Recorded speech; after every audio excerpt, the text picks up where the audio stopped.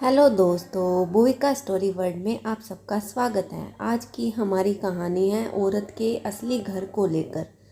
तुम्हें कितनी बार बताया है, मेरे तैयार होने से पहले मेरा नाश्ता तैयार हो जाना चाहिए। शादी के 25 सालों बाद में मुझे क्यों बार बार एक ही बात बतानी पड़ती है। स्नेहा, तुम्हें क्या है? तुम तो आराम से घर पर रहोगी, मुझे काम पर जाना पड़ता है। तुम हो कि हमेशा बेवकूफ़ों जैसी हरकत करती हो। अगर तुम यह जानबूझकर करती हो तो याद रखना, मुझसे बुरा कोई नहीं होगा। आज भी प्रकाश का पारा चढ़ा हुआ था। इन कटु शब्दों में अपना गुस्सा उतारते हुए, गीला तौलिया कुर्सी पर फेंकते हुए प्रशांत गुस्से से स्नेहा की तरफ देखने लगा। स्नेहा के लिए प्रकाश यह बेवजह का गुस्सा कोई नई बात नहीं थी। वह महीने में 3-4 बार ऐसे ही स्नेहा पर बरस पड़ता था। पहले पहले स्नेहा इसका विरोध किया करती थी, लेकिन जब कई सालों तक प्रकाश में कोई बदलाव नहीं दिखा तो स्नेहा ने खुद को ही बदल दिया। अब प्रकाश के कुछ भी कहने से स्नेहा को कोई फर्क नहीं पड़ता था। प्रकाश की हर बात वो चुपचाप सिर नीचे झुकाए सुन लेती थी। शादी के पहले 5 साल तक स्नेहा ने पूरी कोशिश की थी कि प्रकाश बदल जाए, लेकिन फालतू का गुस्सा करना और बाद में स्नेहा को भला बुरा कहना, यह मानो जैसे उसकी आदत बन गई थी। कोई भी वाद विवाद होता तो प्रकाश सीधा स्नेहा को बोल देता, अगर मैं तुम्हें अच्छा नहीं लगता तो क्यों नहीं चली जाती अपने मायके, क्यों रहती हो मेरे साथ। इतना सब कुछ होने के बावजूद स्नेहा प्रकाश के साथ रहती थी, क्योंकि उसे अपनी बेटी की फिक्र थी। और वह जाती भी तो कहाँ, अपने बूढ़े हो चुके माँ बाप को इस उम्र में परेशान करना वह नहीं चाहती थी। समाज और लोग क्या कहेंगे, यह भी तो उसे देखना था। वह इतनी पढ़ी लिखी भी तो नहीं थी कि खुद जाकर कोई नौकरी कर सके और अपना और अपनी बेटी का पालन पोषण कर सके। स्नेहा को अब अपनी फिक्र नहीं थी, उसको फिक्र थी तो बस अपनी शादी लायक हो रही बेटी की। स्नेहा नहीं चाहती थी कि पति पत्नी के झगड़े की वजह से काव्या डिस्टर्ब हो। काव्या की पढ़ाई पूरी हो चुकी थी, उसके लिए अब शादी के रिश्ते आने लगे थे। कई रिश्तों को काव्या ठुकरा चुकी थी। 2-3 महीने बाद एक अच्छा रिश्ता आया। रिश्तेदारों और पहचान के लोगों ने भी लड़के की बहुत गुणगान किए थे। प्रकाश एक शाम अपनी बेटी के पास बैठकर उसे बताने लगा, काव्या, बहुत अच्छा लड़का है, पढ़ा लिखा है, बड़ा घर है, बहुत अच्छी नौकरी है। ऐसे रिश्ते बार बार नहीं आते बेटा, इस बार मना मत करना। काव्या अपने पिता से ज़्यादा बात नहीं करती थी, शायद डरती थी या शायद नफरत करती थी, लेकिन आज वो अपनी पूरी हिम्मत इकट्ठा कर बोली, मुझे अभी शादी नहीं करनी है पापा, मैं नौकरी करना चाहती हूँ, खुद अपने पैरों पर खड़ी होना चाहती हूँ। हाँ तो इसमें क्या बड़ी बात है, मैंने लड़के से बात की है, वह तुम्हें किसी बात के लिए नहीं रोकेगा।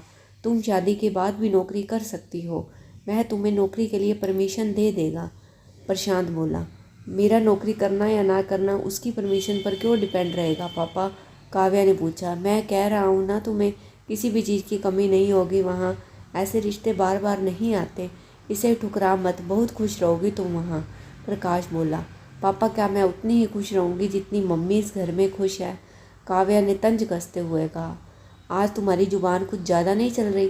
प्रकाश गुस्से से आंखें बड़ी करते हुए बोला, पापा मुझे शादी ही नहीं करनी है, क्योंकि शादी के बाद अगर वह लड़का आपके जैसा निकला तो मैं क्या करूँगी।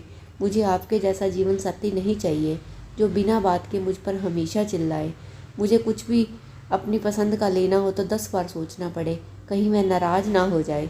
मेरी तबीयत कैसी भी हो उसे परवाह ना हो, रोटी थोड़ी सी मोटी बन जाए तो घर सर पर उठा ले, उसकी चेकबुक ना मिले तो भी मेरा ही दोष निकाले, और हर छोटी मोटी बात पर मुझे मायके जाने के लिए कहे।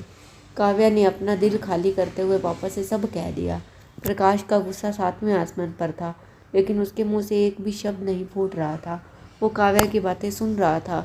काव्या उतना ही बोल कर चुप नहीं हुई। आज पहली बार वह अपने पापा के सामने इतना कुछ बोल रही थी।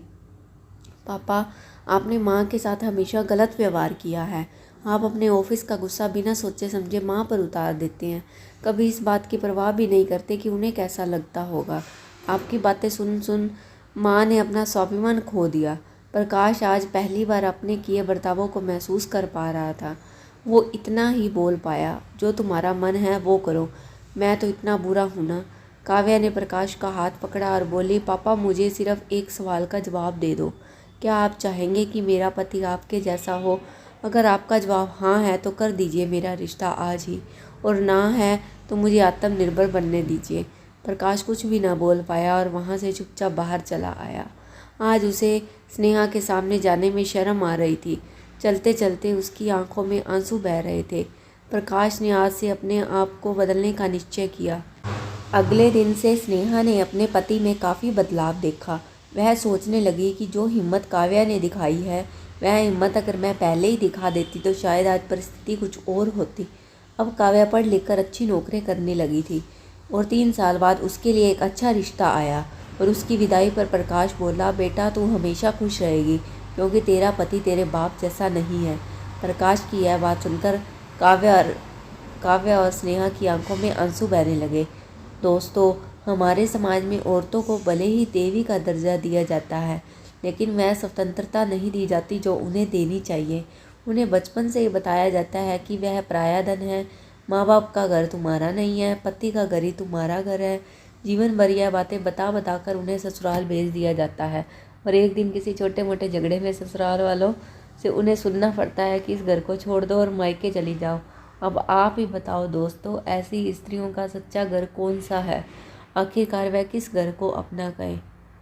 दोस्तों, मेरी ये कहानी आप सबको कैसी लगी कमेंट बॉक्स में कमेंट कीजिए और चैनल को लाइक एंड शेयर करके सब्सक्राइब करना न भूलिए। Thank you.